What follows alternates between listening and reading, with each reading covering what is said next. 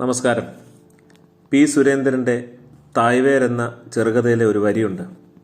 അതിങ്ങനെയാണ്: ആനയ്ക്ക് ഹിന്ദു പേര് മാത്രം ഇടുന്നത് എന്തുകൊണ്ടാണാവോ? നസ്രാണി പോറ്റതാണെങ്കിലും കേശവൻകുട്ടി, ഗോപാലൻകുട്ടി, അച്യുതൻകുട്ടി എന്നൊക്കെയല്ലേ പേരിടാൻ പറ്റൂ. തടി പിടിക്കൽ മാത്രമല്ലല്ലോ, അമ്പലത്തിലും കൊണ്ടുപോകണ്ടേ? തോമസ് കുട്ടി, ഇബ്രാഹിം കുട്ടി എന്നൊക്കെ പേരിട്ടാൽ അമ്പലത്തിൽ കടത്തില്ലല്ലോ. അതൊക്കെ നമ്മൾക്കല്ലേ. ആനയ്ക്ക് എന്ത് മതം? മതമല്ലേ ഉള്ളൂ. അല്ല, ഇന്നത്തെ കാലത്ത് മതവും തമ്മിൽ എന്താണ് വ്യത്യാസം? മുഖമടച്ച് ഒരടി കിട്ടിയതുപോലെ ആയില്ലേ നമ്മുടെ തീവ്രവാദങ്ങൾക്ക്? സത്യത്തിൽ നാം എന്താണ് ഇപ്പോൾ പ്രസരിപ്പിക്കുന്നത്? കരുണ, സ്നേഹം, ആർദ്രത എന്നതൊക്കെ പ്രസ്ഥാനങ്ങളുടെയും പദ്ധതികളുടെയും ഒക്കെ പേരാവുകയും അത്തരമിടങ്ങളിൽ ആവശ്യത്തിനനുസരിച്ച് അല്പം പണം കൊടുത്ത് കഴിയുമ്പോൾ നമ്മുടെ കമ്മിറ്റ്മെൻ്റ് അവസാനിക്കുകയും ചെയ്യുന്നൊരു കാലത്ത് ഇതിൽ പരം എന്ത് പ്രതീക്ഷിക്കാനാണ്, അല്ലേ? കൗടില്യത്തിൽ നിന്ന് കാരുണ്യത്തിലേക്ക് തിരികെ പോകാനുള്ള വാൽമീകമാണ് നോമ്പ്.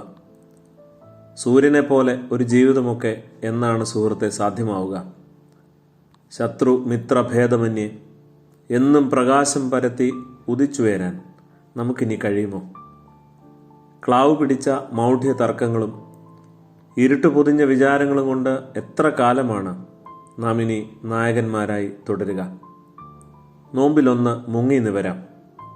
ചൂട് പിടിച്ച വാഗ്വാദങ്ങൾക്ക് ഒരു ശമനമുണ്ടാവട്ടെ.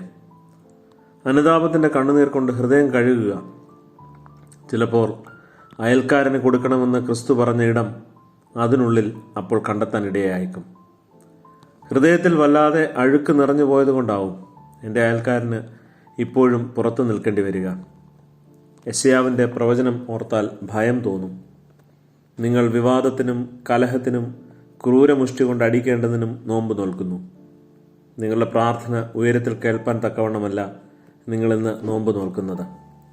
നുകവും വിരൽ ചൂണ്ടുന്നതും വഷളത്വം സംസാരിക്കുന്നതും നീ നിന്റെ നടുവിൽ നിന്ന് നീക്കിക്കളയുകയും വിശപ്പുള്ളവനോട് നീ താല്പര്യം കാണിക്കുകയും കഷ്ടത്തിലിരിക്കുന്നവനെ തൃപ്തി വരുത്തുകയും ചെയ്യുന്നെങ്കിൽ നിന്റെ പ്രകാശം ഇരുളിൽ ഉദിക്കും.